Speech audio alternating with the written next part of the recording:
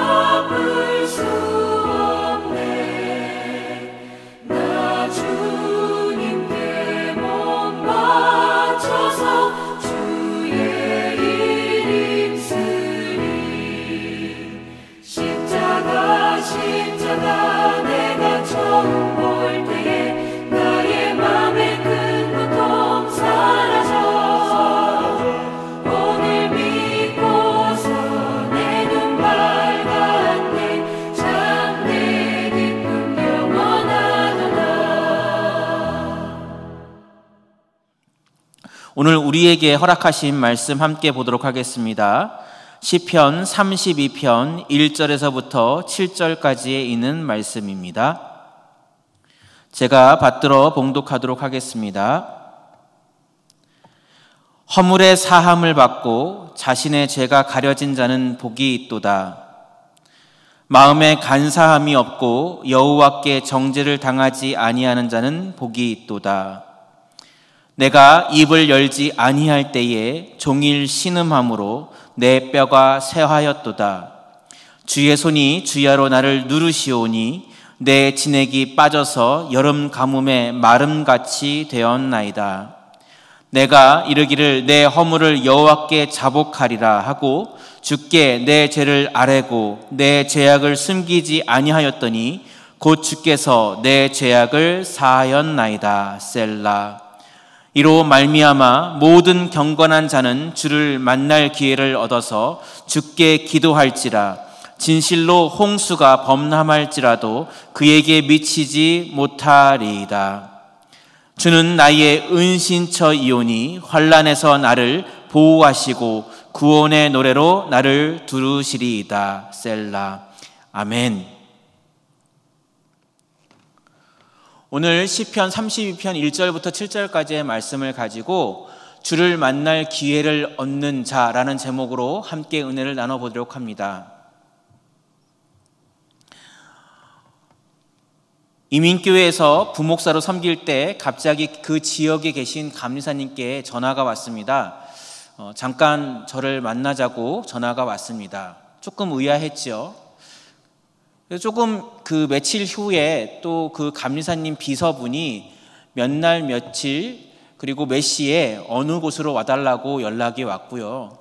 그 며칠 동안의 그 2, 3일 정도의 그 시간이었지만 저에게는 상당히 긴장되는 시간이었습니다. 왜냐하면 그분을 처음 만났었고 그리고 영어로 대화를 해야 되는 그런 부분이었고 그래서 어떤 것을 물어볼지 어떤 표현을 해야 될지 그런 긴장감 속에서 2, 3일을 지나게 됐습니다. 나중에 알고 보니 제가 섬기던 그 교회에 그 담임 목사님께서 갑자기 부재중 상황이 될 것이고 그리고 이제 임시적으로 저에게 설교권을 준다라는 그런 부분이었습니다. 그것을 알기 전까지는 너무나 긴장된 그런 시간들을 보냈습니다. 기대하고 만나고 싶은 사람이 있으면 그 시간이 너무너무 기다려집니다. 그렇지만 나보다 조금 높은 위치에 있는 사람을 만나게 되면 그 긴장감은 말로 헤아릴 수가 없습니다. 오늘 그 말씀 가운데서 창조주이신 하나님 아버지를 만나는 기회를 얻는 자가 있다고 하는데요. 그 기회를 얻을 수 있는 사람이 어떤 사람인지 함께 은혜를 나눠보려고 합니다. 여기 오늘 말씀 가운데서 그 사람은 바로 경건한 자이고 그 경건한 자는 내 죄를 아뢰고 내 죄악을 숨기지 않는 자라고 합니다. 시편 32편의 배경은요, 다윗이 우리야의 아내 밧세바를 범죄한 죄로 선지자 나단의 책망을 받은 후에 쓴 시입니다. 우리가 잘 아는 정결한 마음을 허락해달라고 하는 그 기도, 그 편지인 시편 51편과 같은 배경입니다. 저는 이번 주 사무엘하 11장, 12장과 시편 32편을 함께 묵상하면서 특히 이제 사무엘하 11장, 12장을 묵상하면서 회개에 대한 그 어떤 그 생각이 좀 바뀌었는데요. 회개는 처음에 저는 제가 하는 줄 알았습니다. 주님 앞에서 제가 하는 줄 알았는데 이 회개의 중심이 하나님께 있음을 깨닫게 되었습니다. 왜냐하면요, 그 나단 선지자를 보내신 이는 하나님이시고요, 다윗은 나단 선지자를 보내기 전까지 그 한 1년여 정도가 되는데요, 그 1년여 정도의 그 시간을 철저하게 숨겼거든요. 자기가 그 가늠한 그 남편이 있는 부인을 가늠한 그 죄와 그리고 그 자식을 그 임신한 것들 그리고 그 우리아를 죽였던 살인했던 그 부분들을 철저하게 숨겼습니다. 하지만 주님께서 나단 선지자를 통해서 다윗은 회개를 하게 됐고 그리고 그 회개한 부분들이 주님께 돌아오는 귀한 역할을 하게 되었죠. 그리고 더욱더 놀랐던 것은 무엇이냐면요, 사람이 죄를 지는데 그렇게 교묘할 수가 없음을 깨닫게 되었습니다. 사무엘하 11장 6절에 보면요, 다윗이 요압에게 기별하여 햇사람 우리아를 내게 보내라 하매 요압이 우리아를 다윗에게로 보내니. 11장 6절에 보면요, 그 다윗이 그 밧세바에게 이제 임신한 사실을 듣고 그리고 우리아를 요압에게로 기별하여서 우리아를 이쪽으로 보내라고 합니다.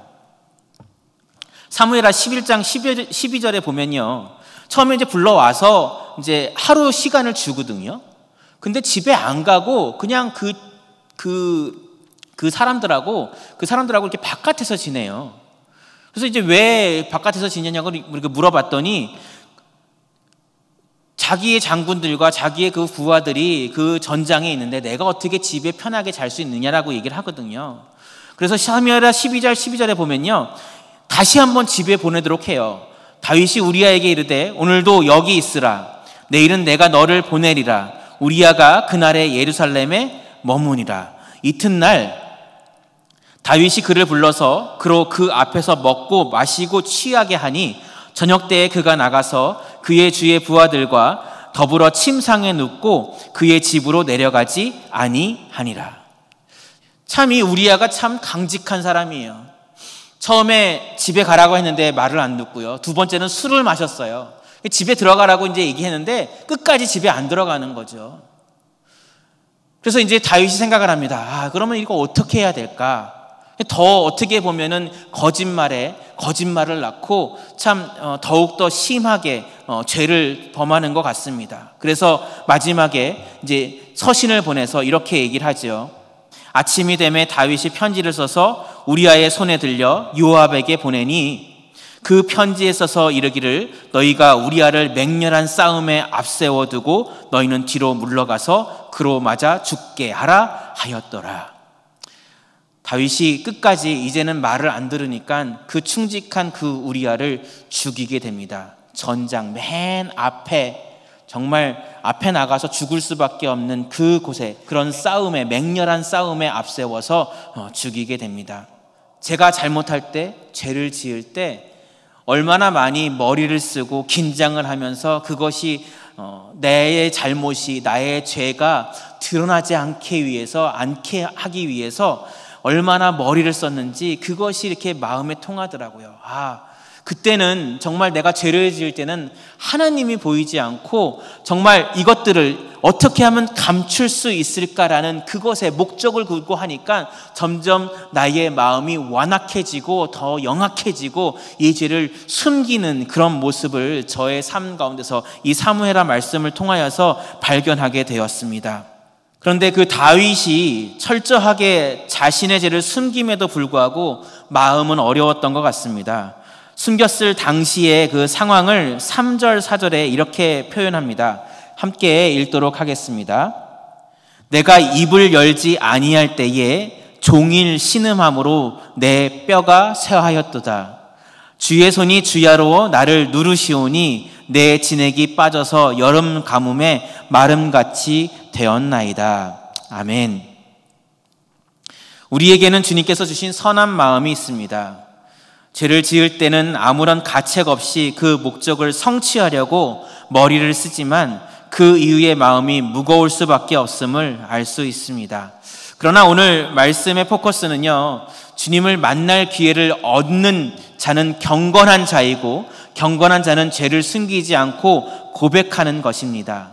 좀 전에 부르신 찬송가 가사 후렴 부분에서 십자가 내가 처음 볼 때에 나의 마음의 큰 고통 사라져 오늘 믿고서 내 눈 밝았네 참 내 기쁨 영원하도다 라고 작사가는 고백합니다.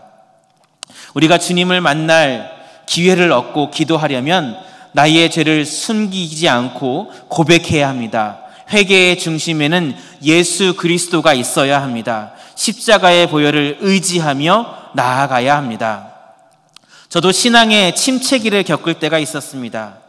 십자가를 봐도 아무런 감흥이 없고 눈물도 없고 감사함이 없었을 때가 있었습니다.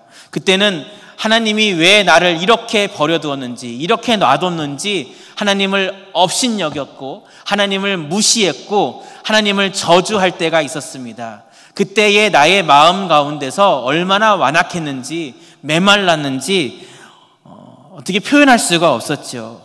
근데 지금 이렇게 와서 그때의 모습을 바라보게 되면 내 마음 가운데서 하나님께 회개할 마음이 전혀 없었었죠.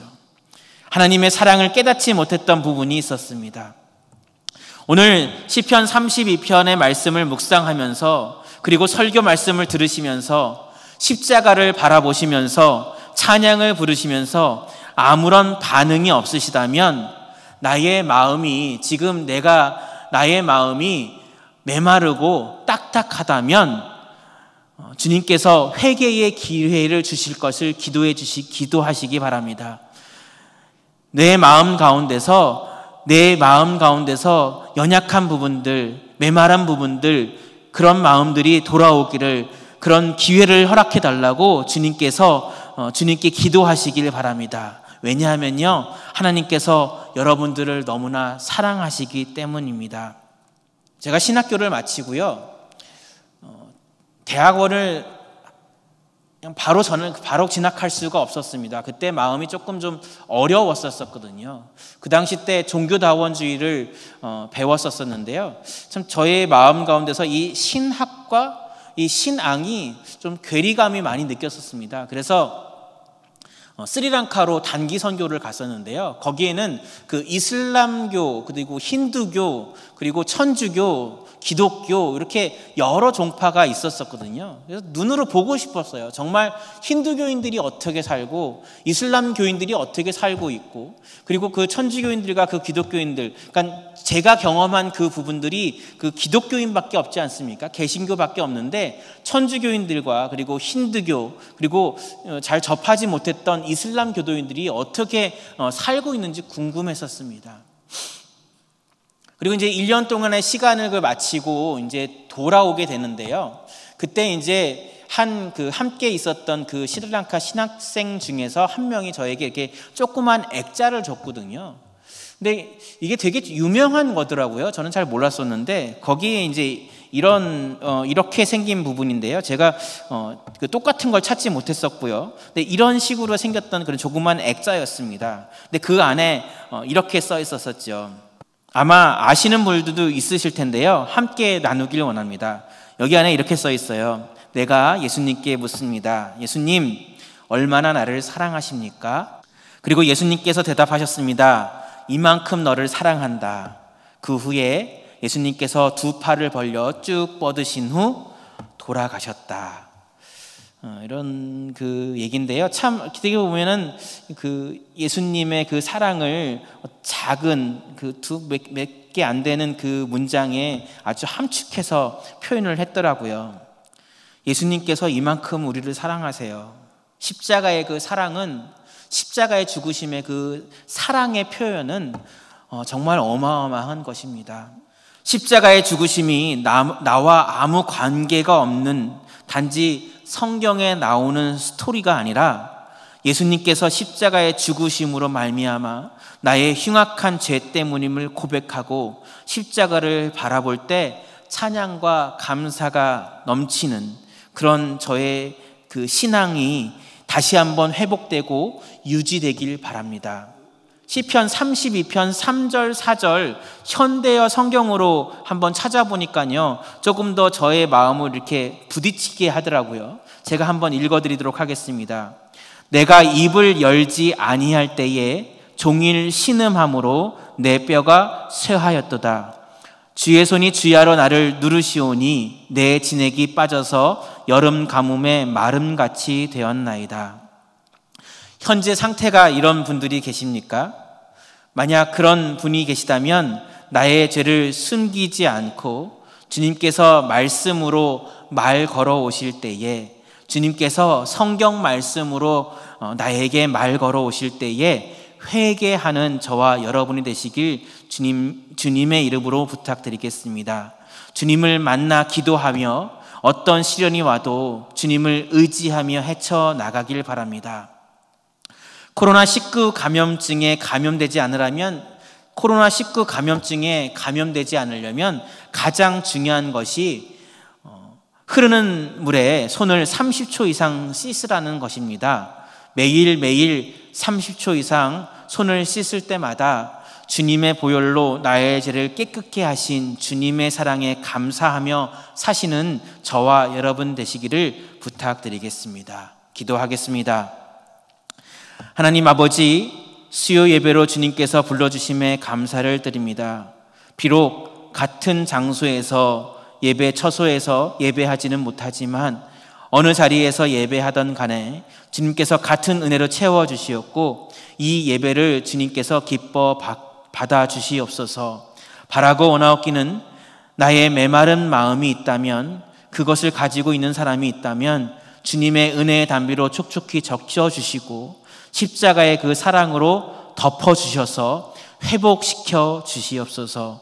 주님께서 나를 위해 십자가를 지시고 사망 권세 이기시고 부활하신 예수 그리스도의 공로 의지하여서 하루하루 살아가는 우리의 모습이 되게 하여 주시옵소서. 코로나19 사태로 최전선에서 뛰는 모든 이들에게 새해 힘을 허락하여 주셔서 이 모든 것이 합력하여 선을 이루게 하여 주시옵소서. 예수 그리스도의 이름으로 기도하옵나이다. 아멘. 다 같이 파송의 찬송 부르도록 하겠습니다. 다 같이 파송의 찬송 1, 2절 부르신 후에 담임 목사님 축도로 수요 예배를 마치도록 하겠습니다. 다시 하겠습니다. 다 같이 파송의 찬송 1절, 2절 부르신 후에 담임 목사님 축도로 수요 예배를 마치도록 하겠습니다.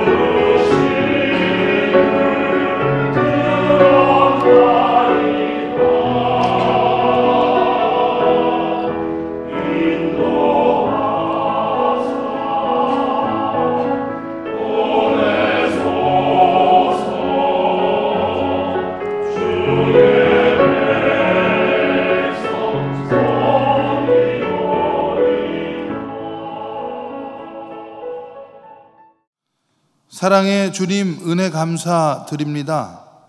사순절을 지내는 우리에게 다시 한번 회개할 수 있는 은혜 기억하게 하시니 감사를 드립니다. 영상으로 드리는 예배로 마음을 같이 하며 귀하게 쓰시는 종 입술을 통해 우리가 다시 한번 용서받은 죄인임을 기억하게 하셨으니 겸손히 주님 은혜 안에서 살아가게 하여 주옵소서. 코로나19로 인한 어려움과 두려움에 처한 우리에게 자비를 베풀어 주셔서 이 환난에서 벗어나 일상의 평안을 회복하게 하여 주옵소서. 영상으로라도 주님을 바라보며 의지하며 예배하는 모든 이들의 삶을, 그 가정을, 그 건강을 주님 능력으로 지켜주시고 거룩함으로 인도해 주시옵소서. 이제는 우리 주 예수 그리스도의 은혜와 하나님의 사랑과 성령님의 교통하심이 우리 속초 감리교회 공동체 위에, 이 나라와 이 민족 위에 이제로부터 영원토록 함께하여 주시옵기를 간절히 축원하옵나이다. 아멘.